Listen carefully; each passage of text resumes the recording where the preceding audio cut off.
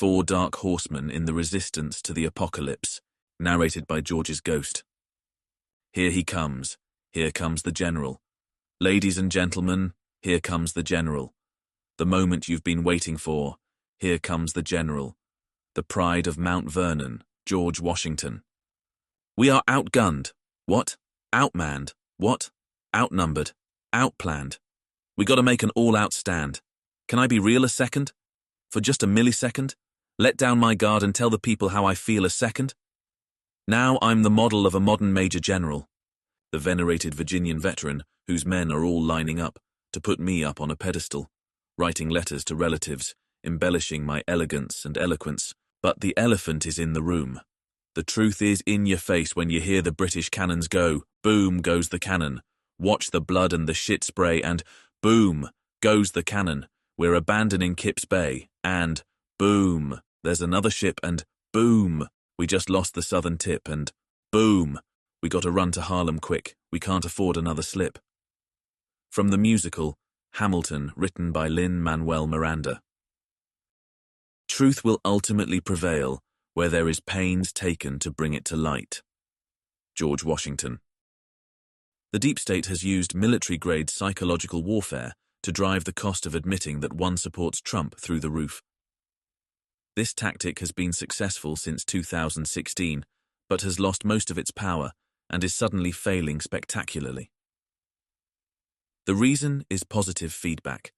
The more people come out as supportive of Trump, and the greater their actual diversity, the lower the cost for others to admit the same. We are now seeing a snowball effect of defections.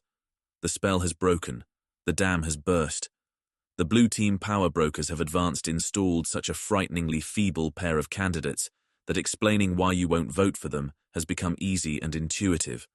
The border, inflation, urban chaos, endless wars, censorship.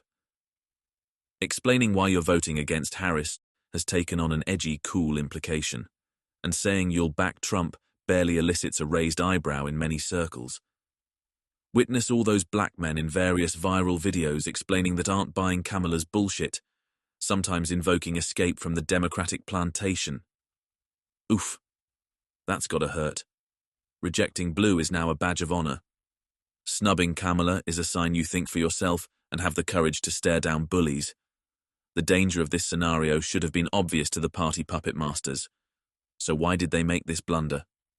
In short, they had no choice. The intersection of complicit and appealing is an empty set on the blue side of the aisle.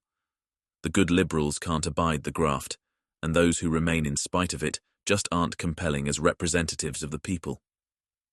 All the likable Democrats have been driven out because good governance is incompatible with the party's present corrupt mission. What remains can't be sold to the electorate. The usual tricks, powerful as they have been, just aren't sufficient to mask the stench of corruption.